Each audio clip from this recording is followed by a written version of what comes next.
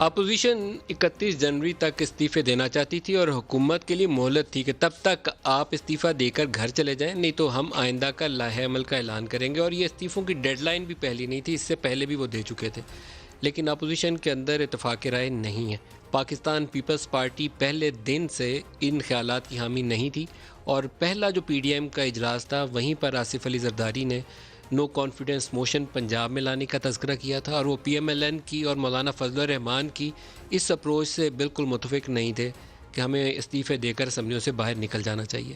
لیکن اس تمام عرصہ پی ڈی ایم کی سیاست کا محور ایک ہی چیز تھی کہ ہم استعفے دیں گے اور حکومت کو گرائیں گے، اور اتنی دفعہ بیانات دیے کہ ان بیانات سے اب ان کے لیے واپس نکلنا بھی مشکل ہو رہا ہے. اور حکومت کے وزیر مشیر اور خود وزیر اعظم اب ان کو للکار رہے ہیں کہ آپ تو استعفوں کی رٹ لگا کر بیٹھے تھے کہ منہ پہ استعفے ماریں گے، تو وہ کہاں ہیں استعفے؟ آپ کو کچھ وہ بیانات دکھاتے ہیں جہاں پر یہ باقاعدہ اپوزیشن والے للکارتے تھے کہ اگر آپ جائیں گے نہیں تو ہم آپ کو بگائیں گے. سنیے وہ کہتے کیا ہیں. استعفے اٹھا کے ان کے منہ پر مارنے چاہیے، یہ پڑے تمہارے استعفے ہمارا ایٹم بم ہے. 2 دن کی مہلت ہے آپ کے پاس، آپ استعفیٰ دے دیں. ابھی ہم نے باضابطہ استعفے نہیں مانگے، یقین مانو میرے گھر استعفوں کے انبار لگ گئے. 31 جنوری تک عمران خان صاحب کو مستعفی ہونا پڑے گا. جب تک اس حکومت کا تختہ نہیں الٹیں گے اس وقت تک ہم چین سے نہیں بیٹھیں گے. جمع ہو رہے ہیں، استعفیٰ جمع ہوں، استعفیٰ بھی انکلوڈ ہوں گے. تمہارے استعفے کرو قبول نہیں کرو. اگر سندھ حکومت کا اور نیشنل اسمبلی کے قربانی دینا پڑے اس ملک میں جمہوریت کی بحالی کے لیے، تو پھر ہم وہ قربانی دینے کے لیے تیار ہیں. پوری قومی قوت کے ساتھ اور عوامی قوت کے ساتھ اس سیلاب کو آگے بڑھانا ہے.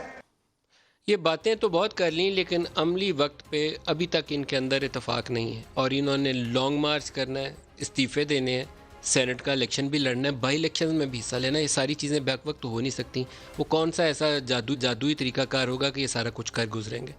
آج ایک ہیڈ لائن چھپی اردو اخبارات میں، اور پرائم منسٹر کے انٹریکشن کے حوالے سے تھی، اور پرائم منسٹر کے الفاظ جو ہیڈ لائن میں چنے گئے ہیں وہ کہتے ہیں بس تھوڑا صبر. اور یہ پڑھنے کے بعد فوراً مجھے فیض کی ایک نظم یاد آئی. میں نے سوچا کہ اس کا ایک آدھ مصرع پڑھوں گا. ابھی پروگرام میں آ رہا تھا تو پروگرام میں آنے سے پہلے مریم نواز نے بھی ایک ٹویٹ کی، اور پرائم منسٹر کے استعفوں کے چیلنج کے اوپر ان کے بھی جو کلوزنگ ورڈز ہیں، کلوزنگ ریمارکس ہیں، انہوں نے بھی کہا تھوڑا صبر تو کرو. تو اب وہ فیض کی نظم شاید ان دونوں کو ایک دوسرے کو ضرور سنانی چاہیے. وہ کہتے ہیں کہ چند روز اور میری جان، فقط چند ہی روز، ظلم کی چھاؤں میں دم لینے پر مجبور ہیں ہم، اور کچھ دیر ستم سہ لیں، تڑپ لیں، رو لیں، اپنے اجداد کی میراث ہے معذور ہیں ہم. جسم پر قید ہے، جذبات پر زنجیریں ہیں، فکر محبوس ہے، گفتار پر تعزیریں ہیں، اپنی ہمت ہے کہ ہم پھر بھی جیے جاتے ہیں. زندگی کیا کسی مفلس کی قبا ہے جس میں ہر گھڑی درد کے پیوند لگے جاتے ہیں. یہ پاکستانیوں کے حالات بھی کچھ اس سے مختلف نہیں ہیں، لیکن سیاستدان اپنی اپنی سیاست میں مصروف ہیں، اس کے علاوہ شاید ان کی توجہ بھی نہیں ہے. پرائم منسٹر نے جو کل انٹریکشن کیا اس میں اپوزیشن کے لیے وہ اپنے روایتی جملے چور اور ڈاکو، اس کے اوپر ان کا زور برقرار ہے. دکھائیے گا جی. ارے ملک کے بڑے بڑے ڈاکو اکٹھے ہو کے یونین بنا کے اور میرے پہ پریشر ڈال رہے ہیں 2.5 سالوں سے کہ جی ہمیں این آر او دے دو.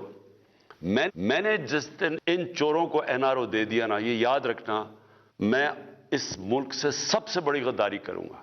جو ان 2 بڑے ڈاکوؤں کو 2 این آر او دیے، وہ آج ہم بیٹھے ہوئے ہیں جو بھگت رہے ہیں. وہ فورن فنڈنگ ایک اور لٹکتی تلوار ہے، اس کے اوپر پرائم منسٹر کیا کہتے ہیں؟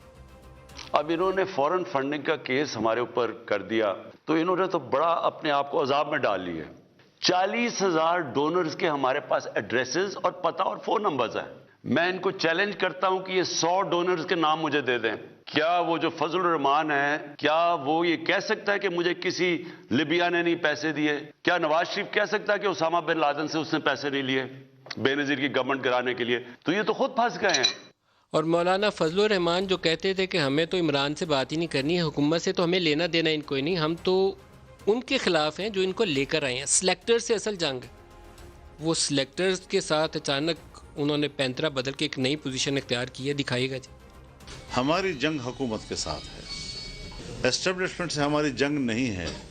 اسٹیبلشمنٹ سے ہماری شکایت ہے، ہمارے گلے ہیں، اور یہ جو کچھ مصیبت اس وقت قوم پر مسلط ہے اس میں وہ اپنے آپ کو ذمہ دار تسلیم کرے.